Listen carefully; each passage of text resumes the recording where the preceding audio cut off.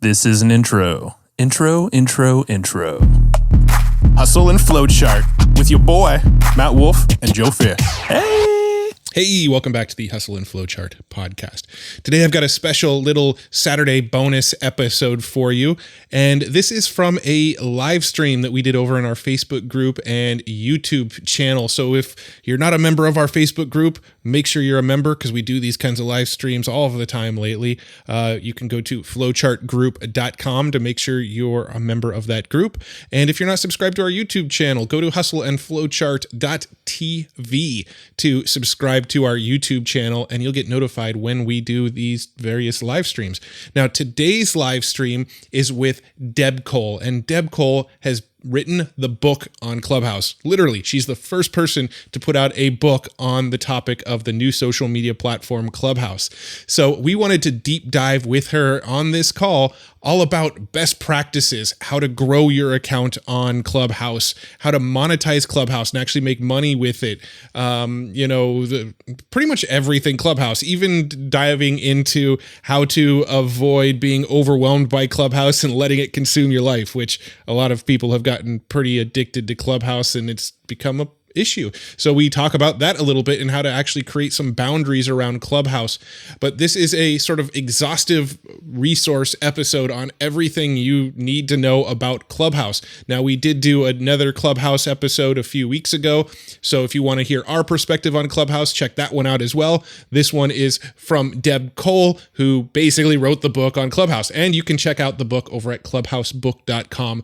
So if you're interested in diving even deeper than into Clubhouse, even deeper than what we discuss on this, you're going to want to grab Deb's book. Now, I got a digital copy of Deb's book. I'm waiting on my print copy to come in the mail. But in the digital copy, there's even a section of the book called Clubhouse Hacks. And it talks about how to sort of growth hack your way through Clubhouse, growth hack your way to a lot of followers and a lot of engagement on there.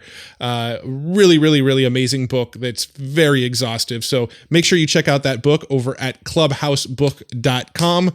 And again, if you are not in our Facebook group, go to flowchartgroup.com. If you're not subscribed to our YouTube channel, go to hustleandflowchart.tv. That's where we host these live streams. Again, this is a special bonus Saturday episode, so this isn't going to be one where we have action guides on it and a show notes page on our website and all of that stuff that we normally do. This is just a bonus episode for people who subscribe to the podcast feed on iTunes or Spotify or wherever you listen to podcasts. So enjoy this bonus Saturday episode all about Clubhouse with Miss Deb Cole. Deb, you're here. Coach Deb. Sorry. Yeah. That's your official name. That's right. I legally changed it. Deb. I don't know. Clubhouse Deb. Yeah, the thing, maybe. You've been everywhere in Clubhouse and including our group, which is great because giving us little tips and tricks and stuff. And you put out the freaking Bible basically on Clubhouse. You're the very first person to put a book out. Where is that thing? Yeah, there it is. There it is. It's making a legit book. Decent spine, right? It's not a chintzy little. It's a decent spine. I spent the holidays writing it. I'm glad I have a good boyfriend that understands. Like, I gotta work. I gotta get this done. That's insane. Need the info. Didn't you write a Twitter book like right when Twitter came out or shortly after? I did. I'll grab that too. It's on the shelf. I just redid the studio. I'm like reaching over here live. Okay, that's always, awkward thing. Yes, I did. I should have this ready. I'll have it ready next time. Yeah, the Twitter revolution in 2008. So it's kind of my thing. It's kind of my thing, predicting social media trends.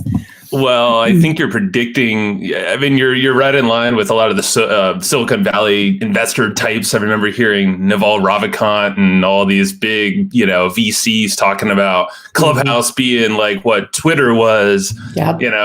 However long, 10 years plus. Yeah. They're like, just get in early and you'll be set, or at least you'll get far ahead. Yes. Give us the scoop. What's going on? What is this Clubhouse thing? Everybody's talking about it. Probably annoyed if they're not in it. Yeah, I know. So, and honestly, I was in it over the summer of 2020, and I told a few friends about it.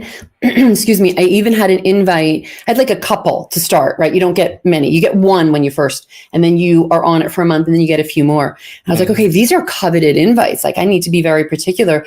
And like, people are like, I'm okay. I'm good. Whatever. And now they're hitting me up and going, what, do you still have that I? No, they're gone. Because people didn't really know about it. They didn't hear about it.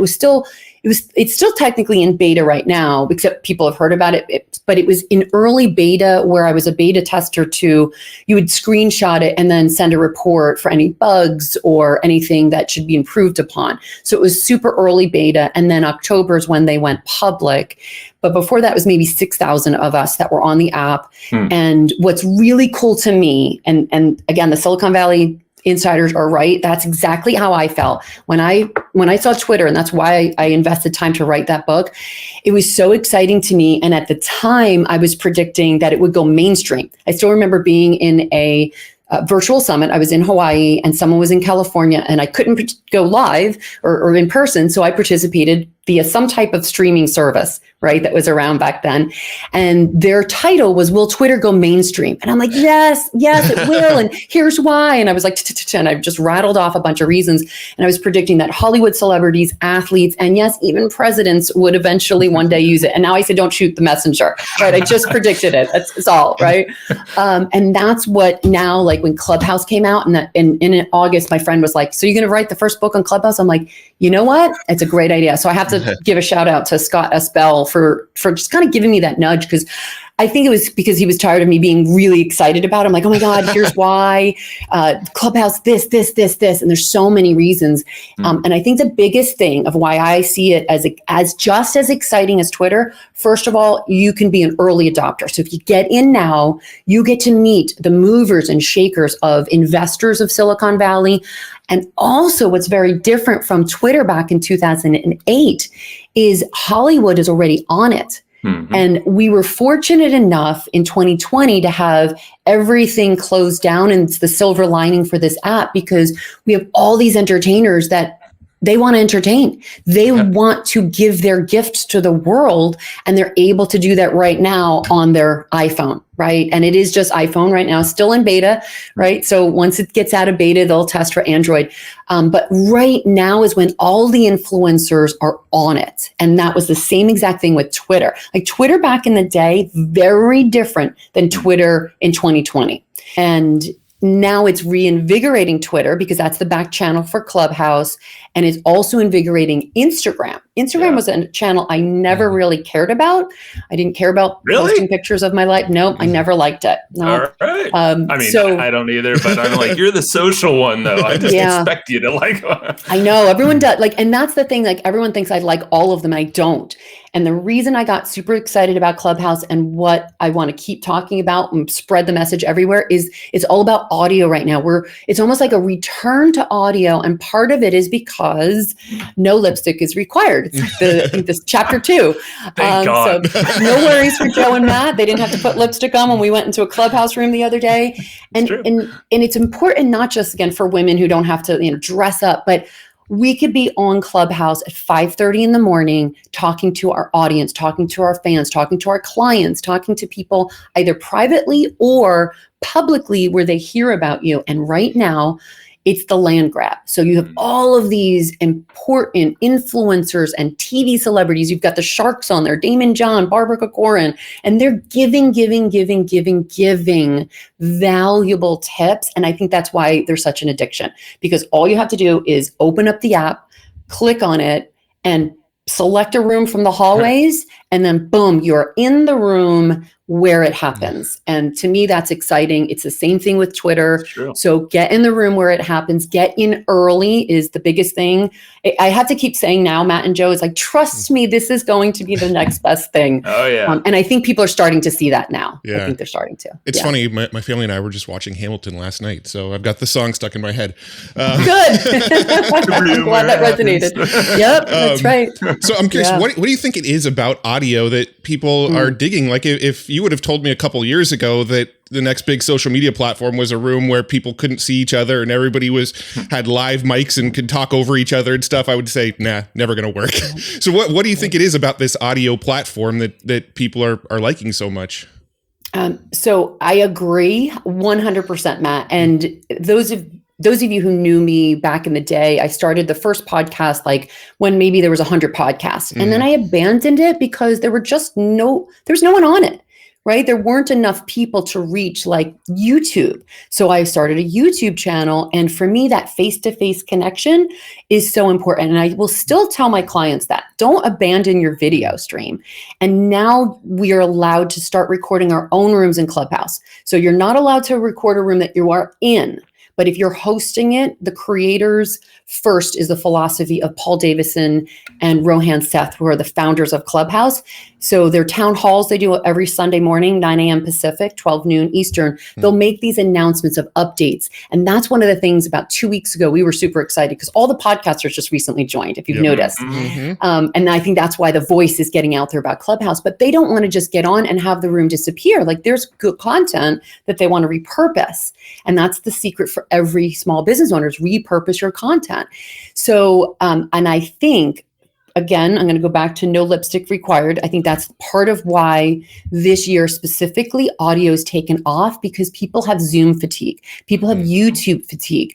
And again, for any woman to jump on a podcast or to do, a video podcast like this, it's a challenge because there's lead time. They have to make sure, they could be running around getting the kids to school. So for them, a 9 a.m. or 8 a.m. Zoom or video is not feasible, but they can run around, drop people off, listen to it. And I have 2 of these now. I have backup. This is my favorite tool. AirPods just for this. I was like, it's so much better. So, and what people are doing now is they're getting one AirPod, and when that dies, they switch it, recharge it, and then use the other one. But they can do that. And what we're seeing is women, I'm going to start a room next week about this, is in the salon where it happens, because more women are getting their nails done and going to the hair salon while they're in Clubhouse. Oh, really? And and it's one of those things that if you get pulled up on stage, it's like, oh, hang on one second, I could go in Clubhouse, right? And hopefully you have a good relationship with your stylist. But so imagine a platform where you can be all over the world in a single day. You can be on stage in Australia, in London, in Malaysia, in California, New York, Miami, right? All over in a single day. And it's all because you can get on stage with your phone as opposed to getting ready for something. And then the other thing too is you can hop in and out. So what a lot of speakers are doing is they're going into a room, getting pulled on stage. Like the other thing too, and here's a little Clubhouse tip, is when you bring on influencers on stage, they get, their audience gets an alert. So every time someone pulls me up on stage, so all of a sudden Coach Deb joins the room. So if you're following me, you'd see it. And then the person that's following me brings me up on stage, sometimes makes me a moderator, sometimes just brings me up as a speaker. But when I get brought up to speak, as opposed to just being in a room, all of my followers get alerted. That's one of the secrets of how people are blowing up rooms to 2,000, 5,000. And 5,000 right now is the limit. It'll grow. Again, remember it's in beta. Okay. But anytime anyone complains about, there's a limit, it's in beta, people, right? Yeah. You're testing. Well, 5,000 people, really? Like we all want more maybe in a room, but that's huge. I mean, we could probably talk about this in a minute, but that Elon Musk room that was happening a few, 2 weeks ago or something, they had to make overflow rooms so people could listen in on it. Well, did you hear that Elon now wants to talk with Putin on Clubhouse? So things are happening. Yes. Yeah. Kanye West and Putin are the 2 invitations he's sent out. And then first Putin ignored it. And then all of a sudden Vlad's like, hey, Elon, sure. And here's what was exciting. For those of you who aren't on Clubhouse and you're just hearing about it right now, part of it is exciting from a media perspective. If you're in PR, you realize, and this is why I was excited about Twitter, it's the first time a celebrity had a voice to share their message themselves without going through their PR agent and hoping that the elite media would bring them on to share their side of the story. So you had all these gossip rags, and it's the first time a celebrity got to say, oh, no, that's a rumor. And I'm going to dispel it. And it's the first time you had these conversations directly from a Hollywood celebrity or a celebrity athlete, like people that people talk about at dinner parties, but they never get to talk to. And now it's not just limited to 140 characters. It's literally talking to, like, Paris Hilton came in the room. Sophia Amoroso, so she's a celebrity that I would like. She wrote a book. She wrote right, Girl Boss, if you know that. Yeah. And she was in a room with my buddy Lewis Howes. He's been doing podcasting forever. And I was like, Lewis, like, love her, brought me on, got to talk to her. So for me, that's an honor. Another time, again, it was Paris Hilton. And the reason why it's exciting is because you get to hear directly from them themselves in a normal conversation, just like this. If we were picking up a phone, if we were FaceTiming, if we just, again, threw our AirPods in and, hey, Joe, how you doing? Hey, Matt, let's just chat. So we're hearing these chats. So Elon Musk gets on 2 weeks ago, and he brings on none other than the CEO of Robinhood. And it was a random thing. And it's what made all the news the next day. All the media channels were picking it up because it was a spontaneous chat. It wasn't a formal interview. And he grilled them. He started like, I was sitting there with a Wall Street client. He's like, oh my gosh, he's legit giving him some hard questions there. And he was asking, well, what about this? And what about pressure from your investors and the hedge funds?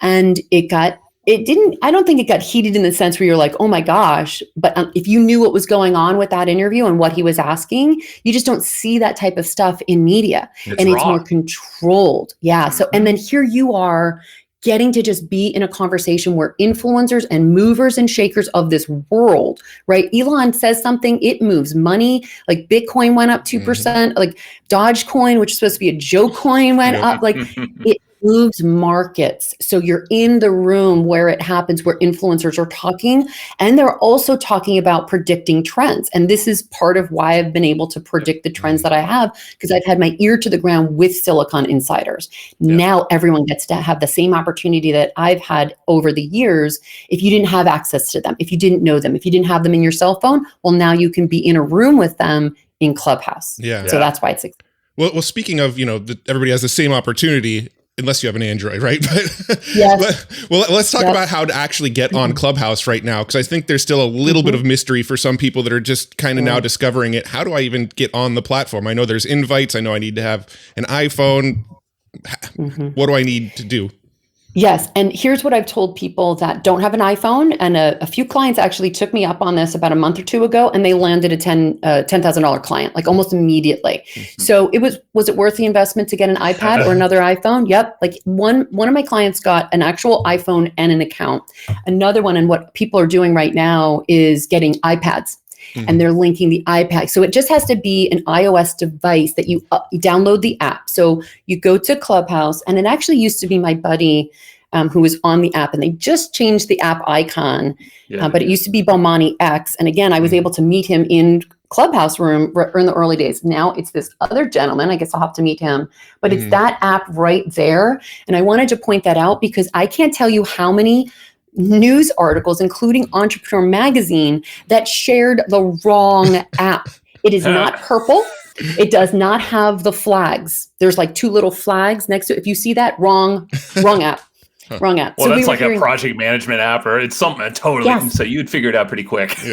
Nope. Well, and what happens is you go there, and it's funny because they've embraced it. And by the way, their stock has skyrocketed. Oh, I bet. Skyrocketed. Same thing when Elon Musk was talking about getting on Clubhouse. The next day, guess what? Whose publicly traded company, the other Clubhouse, skyrocketed. So like people don't even do their research. They just go, oh, Elon Musk says this, and boom, right? The stock skyrockets. So it's not purple. It does not have flags. And what's funny about that project management app is that it says now on their website, we are not the Clubhouse you are looking for, which I thought was highly entertaining. That's awesome.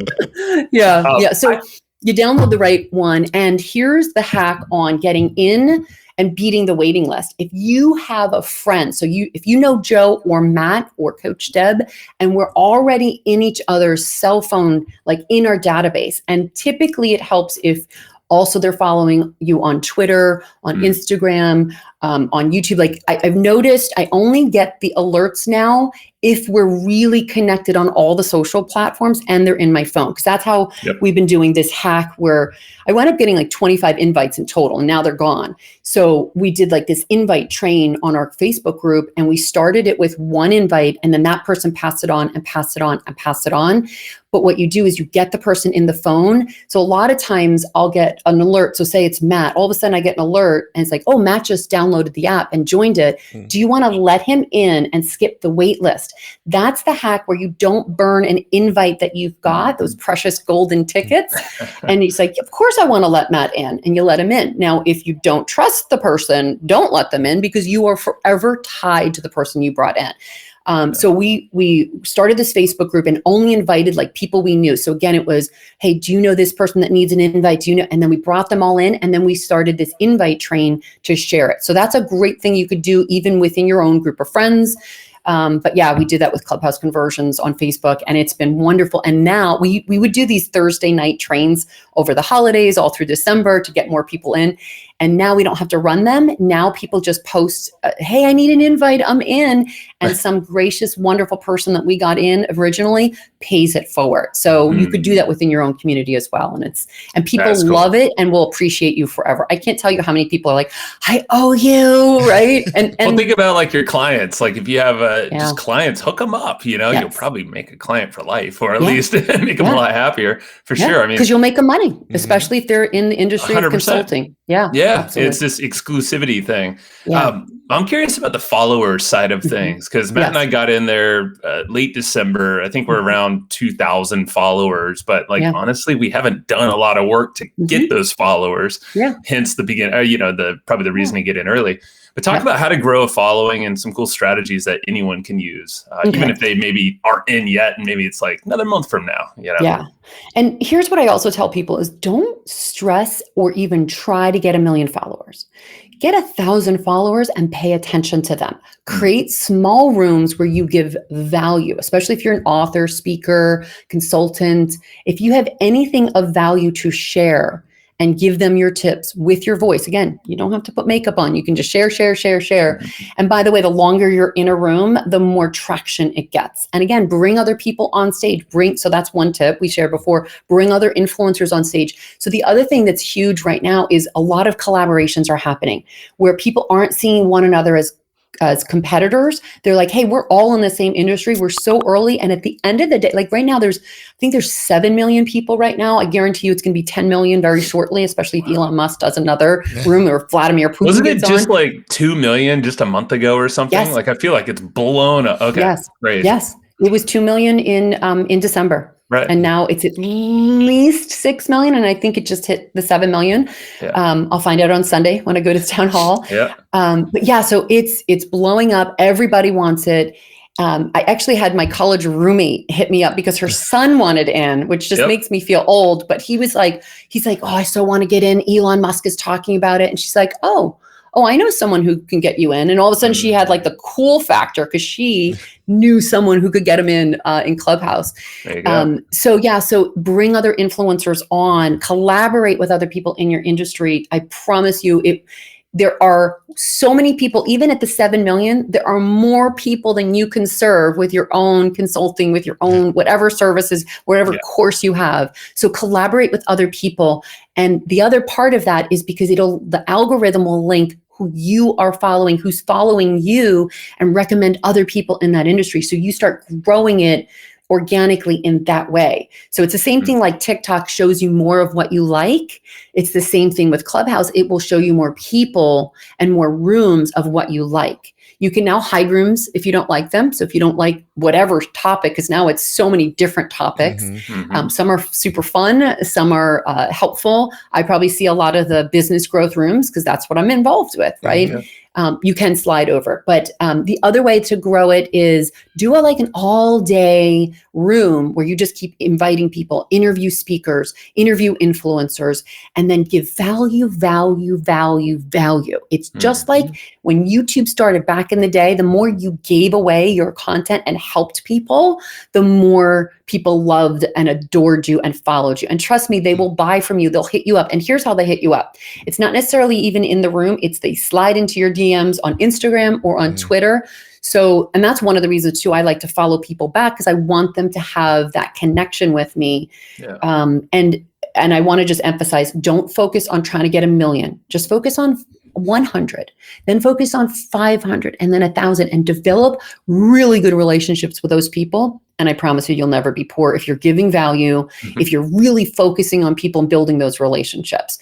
And as an aside, MySpace, that's how I started in social media. Yeah. There was like a limit in the beginning of like 3,000 people. And then Facebook came around and their limit was 5,000. And they did this whole study that you could not focus on more than 5,000 friends, or you couldn't have more than, we're like, we're business people. These are our clients, right? We need more. And then they created the profiles or the fan pages. But before then they had that limit and there's a reason. And I never had to, by the way, pay a dime for advertising, because I had 3,000 people on MySpace that were constantly in that like pipeline of clients. So don't think you have to make huge numbers if you really focus on building those relationships with people. Yeah. Let's talk about the bio for a second, because I think that's a big piece of the growth strategy on there as well. Because one thing I've noticed about Clubhouse is, so when it comes to like Instagram or Facebook or Twitter, I almost never click on people's bio and read about them and click over to their website. I just don't do it. I'm just kind of scrolling through the feed.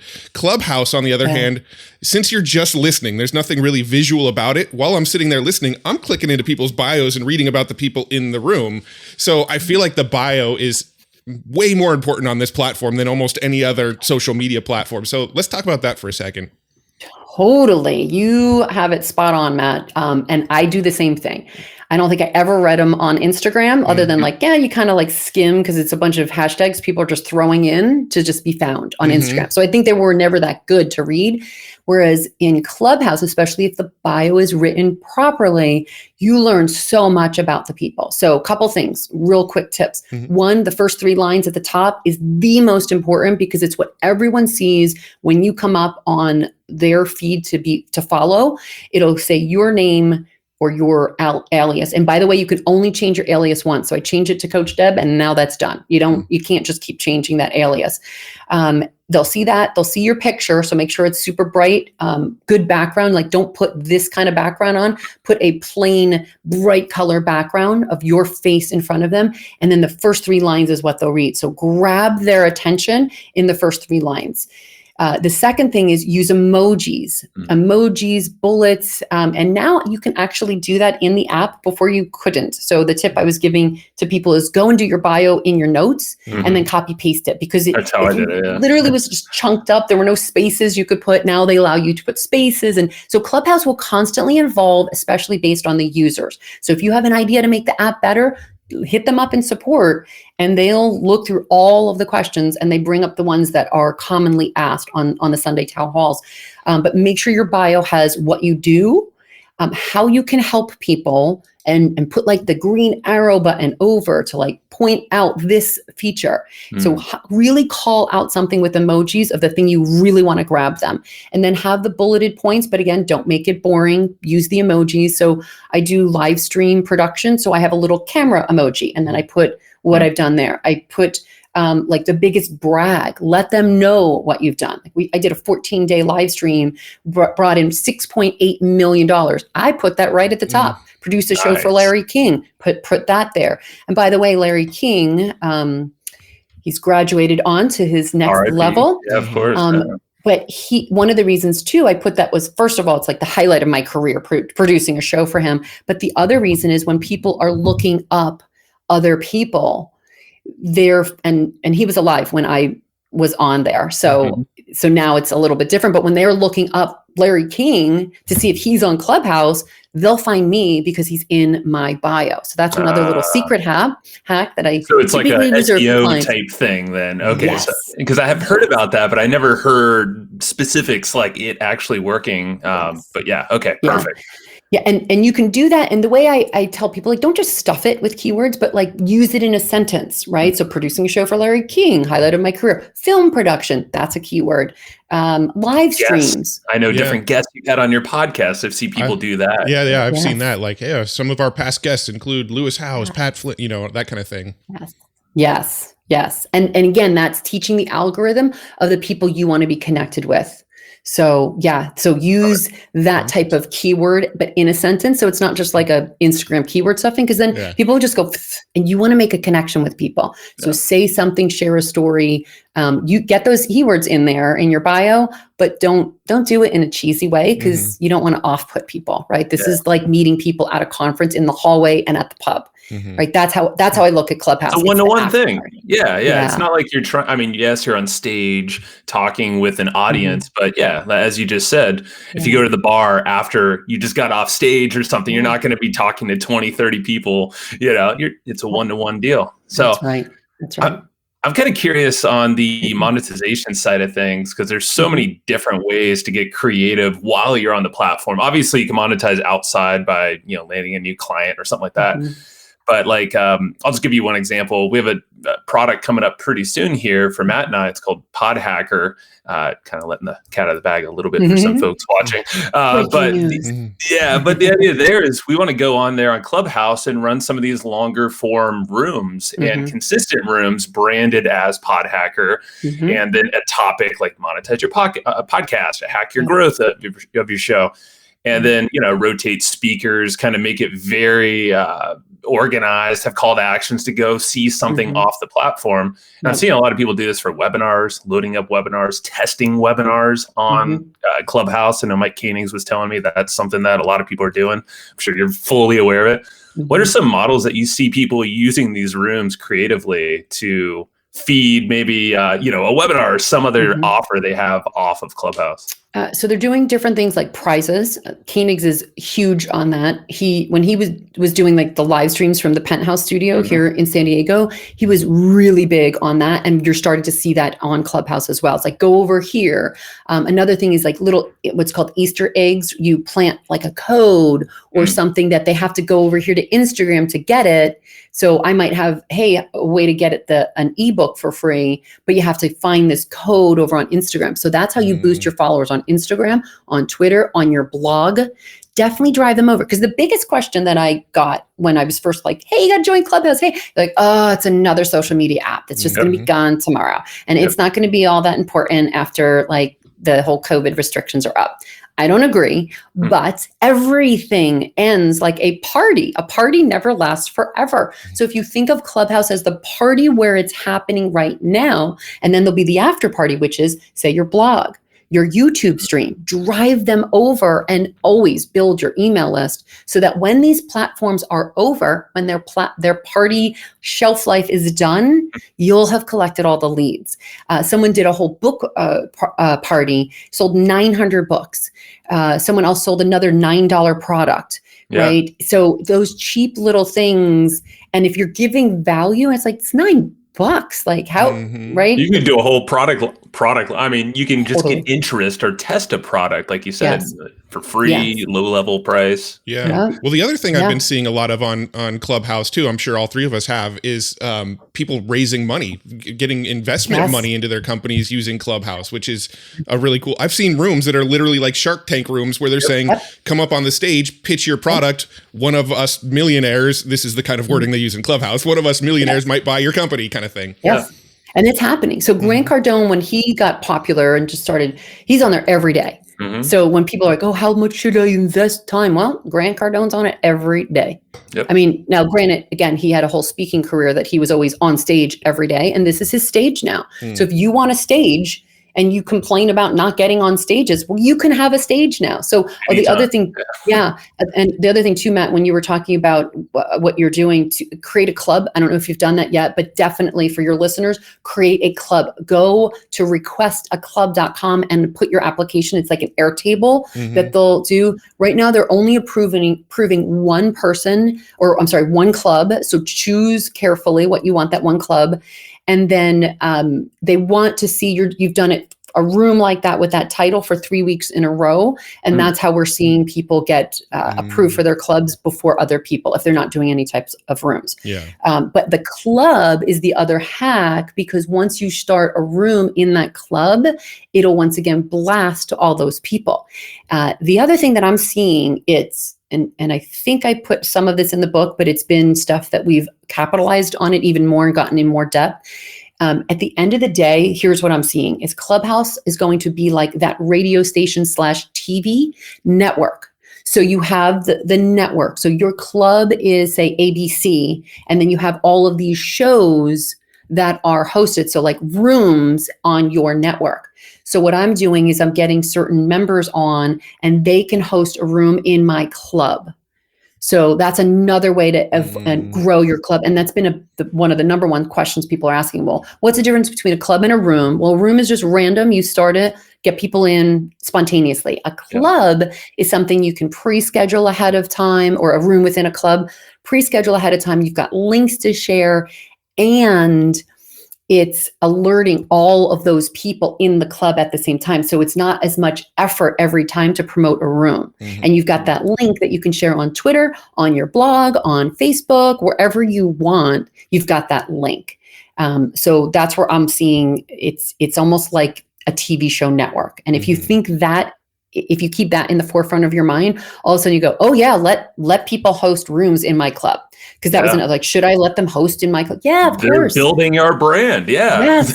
Leverage that for sure. Yes. Yeah. I think we actually put in a request to get the Pod Hacker Club, but it never came through because I don't think we're active enough on the platform at the moment. So, And it could just be that hack that just host a room with that title. Is it Club? What Hacker? Pod Hacker. Pod Hacker. So do Pod Hacker room, like just put Pod Hacker and then whatever the description of your title, but that's the room that your club name is. And 3 weeks in a row, just like a TV show or radio show, same time. So Wednesday, what is it? Wednesday at 10 a.m. for 3 weeks in a row. And I mean, keep doing, because all of a sudden that'll put you into a habit of like, oh, I'm just going to keep doing this, right? So do that, and that will trigger, again, them seeing your room, because they are tracking the rooms. They're looking at how people are joining that. And they're just overwhelmed at this point. So it is taking them time. Literally, their servers will get overwhelmed sometimes too. It's like servers are struggling. I know when we had, I think we had Tyrese Gibson in a room with us, and we were talking about influential people. He happened to be in the crowd. We pulled him on stage, and we had like 700 people in that. It was the first room we ever made, and we're like, what is going on right now? And then the servers started freaking out. We're like, we're breaking Clubhouse. That's right. That's right. So I have one last question, then we can go ahead and wrap up. But so this is sort of a question around, I guess, the perceived downside of Clubhouse is the FOMO aspect. Like, I don't know how many people I've seen on there where I would get on, I'd pop in at like 9 a.m. and I'd see somebody in a room, and then at 5:30 in the afternoon, I'd pop back onto Clubhouse, and that person's still in Clubhouse, maybe a different room, but they're still in there, right? You hear their wife yelling at them in the background, get off Clubhouse, it's dinner time, right? Like, how have you sort of structured boundaries into Clubhouse so that you're just not consumed by it? Because I do know the first like 2 weeks I was on Clubhouse, I had one AirPod in my ear all day long while I was doing the rest of my work, and probably wasn't the most productive thing in the world. So just how do you recommend setting boundaries and, balancing being seen and getting on there enough so that you can grow, but also having a life outside of Clubhouse? And sleep, because at some point we have to sleep. It's an excellent question, Matt. And we talked about that. I actually brought 2 other authors so we could get it done faster. And we talk about that and literally made that our last chapter as far as to avoid the burnout. Like we are all Clubhouse obsessed, but we've got to get those boundaries, and it's so important. So one way you could do it is you could put a time restriction on your app that it will be like, hey, your time is up. You're only limited to 3 hours a day. Or you can shut your phone off completely so you don't get those triggers, right? And honestly, too, I've tried to stay away, especially when I've had other projects to work on. And then someone's like, hey, Elon, like, I think, Zuckerberg. So that was one of those things. I was like, no, I'm off, I'm focused.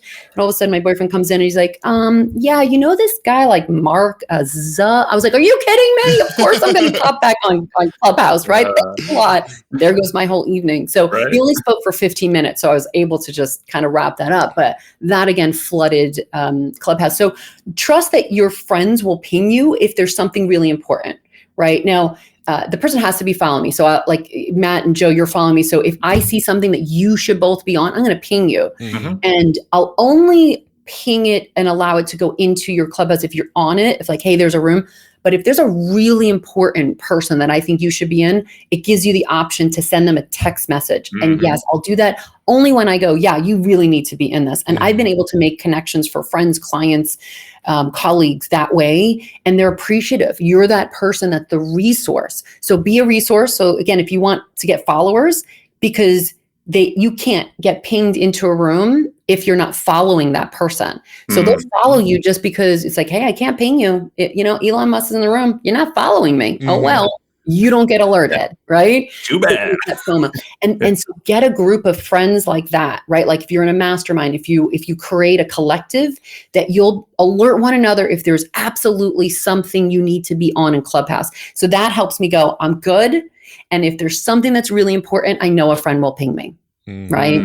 And I'm following those people that I know are going to hook me up, right? It's like you get those people that have your back so that when you're not there, they're representing you and they could bring you in. And that's why I say it's really a spirit of collaboration and not competition.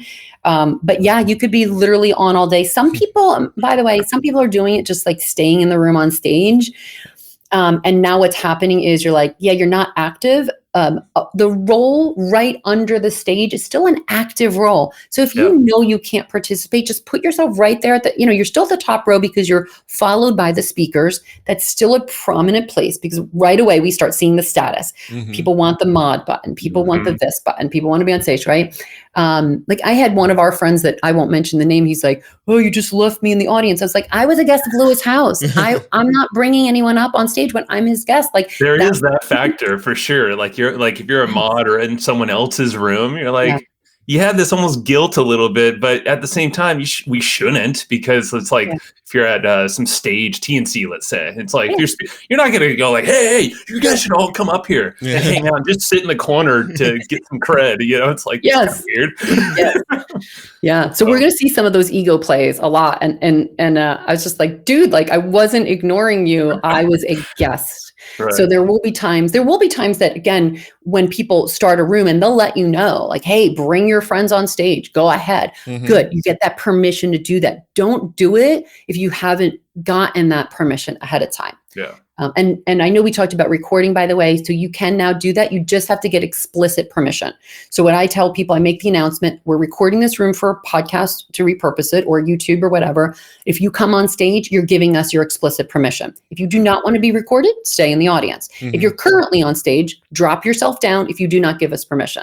Yeah. So that way you don't have to have everyone going, yes, I'm Coach Deb and I give my permission, right? Like some rooms were doing that in the beginning. Just make that blanket announcement and then you're fine. Yeah. I've also seen people just put it in the title too, where it says we're recording this, like in parentheses in the title, so that when you pop into the room, you know that this is recording. So if you're on stage, I'm being recorded right now. Yes. Right. And like use that red recording emoji and just put in all caps recording. So that way people know. And that's if you're using it like as a full podcast. There have been times when we've been in a room like, oh, this is a good conversation. Let's record this little bit real quick because we're going to repurpose just that bit. And then we just make the announcement. Here's what we're doing. And then we're like, okay, we're done recording. Because here's the other thing. And that's what the founders have really emphasized in every town hall. They want it to be this very temporary, like a party, like a conference, and poof, it's gone after the room is done. Yep. They don't want it to be like, oh, I'll listen later, because then it becomes part of the queue and then it becomes work. Yep. That's why they don't want this just like never ending. Like, oh, I want to hear what happened in that room. Nope. If you're not in the room, you're not part of the conversation, just like in real life. Yeah. There's the FOMO, but it's so much more powerful, and it's not going to kill podcasting, none of that, because there were like about 50 rooms on that. And we're like, they're different purposes. So I want to give a shout out to your. Oh, go ahead. Oh, go ahead and shout out my book. I didn't want to. I wasn't going to shout out your book. No, our new Clubhouse book that we're going to make on back of this. No, I'm just kidding. I just want to say, like, for any podcaster that's nervous about that, it will only complement your podcast. It will only grow your podcast because you give them a taste of you in a room that they get to talk to you. And this is like, for me, it'll expand podcasting because now more people will listen to your podcast if they were in your room with you while you were recording it, especially if they got to ask their question. Guess what? They're going to download every podcast of yours because they're going to wonder, when did I get on his podcast or her podcast? So think about it strategically and use it so that you grow your podcast. Don't be afraid of it and think it's going to kill you. Every social media site that comes out. It's like, it's going to kill this. Like, oh, blogging is dead. Podcasting is dead. No, none of them are dead. Did Twitter ever kill you? Did LinkedIn somehow kill you? No. Yeah. No, we've seen an uptick in our downloads for our podcast. We noticed a correlation between getting on Clubhouse and a spike in downloads on our podcast. So it's only improved for sure. Almost. Yeah, high five. Too. High five. High five to Joe. All the podcast. Wait. Here we go. Yeah. I'm not good at this. Yeah. It's all mirrored. Yeah. All right. So your book, it's basically blowing up on Amazon in, I don't know, tons of categories. I see it number one in the industrial marketing category, but I know it's in others. It's a random category, but cool. Good for you. It's called is it Blue Ocean. Blue Ocean is in that story brand in that category. Oh, really? So, yeah. A big deal. Yeah. So, yeah. Clubhouse guidebook. I was like, yes. Well, here, quick redirect. Actually, I'm going to throw this on screen right after this little shout out. Coach Deb is amazing. That's actually Joe Jablonski. Oh, thank you, Joe. And then, Joey boy. Kurt Molly gave her a shout out too. Yeah, Kurt Melly. Thank you. Oh, Rockstar. There it is. There you go. But they didn't follow directions to make sure that we could see their names. But oh well. But everyone should go to clubhousebook.com, and that's just a redirect to Amazon. And yeah, it's Clubhouse Guidebook, the ultimate guide to your hottest new social media app that everyone's talking about and wants an invite to. I love that. I do want an invite to. That's true. Yes. They do. They do. Yeah, and it's a fat book too. Like Matt and I were flipping through it. We're like, holy moly. Yeah, I mean, it's legit. It's a guidebook. It's like the dummies manual that you would find at Barnes & Noble back in the day. But Clubhouse. I'm going to go snag my copy. I have a digital copy, but I don't ever read digital books. If you notice behind me, I have a problem. I love them. I like to smell books. It's a weird fetish thing of mine. It's like real books. Yeah, I have a book fetish. Nothing wrong with that. Your show. We should do a dang room sometime, like Clubhouse for podcasters or something related to this pod hacker thing that's coming up. We gotta fill that pod hacker room with some kind of content. You might as well join us. Yeah, that'd be fun. Super. Cool. Yes. Well, absolutely. Thank you, Deb. Clubhousebook.com. One last shout out for everyone. Anything else before we wrap her up? No, thanks for having me on my show. I'm going to give you a virtual handshake. Very official. Have we ever You guys are awesome. Yeah. By the way, I love your podcast. I should have said that in the beginning. I love it. It's great. Thank you. And I've gotten invigorated with podcasts because of Clubhouse. And now I'm seeing like all the friends that have like those podcasts, but you always have really value added interviews and tips. It's not just like some I go on, I'm like, I'm not learning anything. I bounce. There's always something. There's always a tip that I learn in every single one. So keep it up. Thank you. And I'll see you in the Clubhouse room. Awesome. Thank you, Deb. Clubhousebook.com. Go get it. See you later. Bye. Drive-by book sighting. Bye, guys.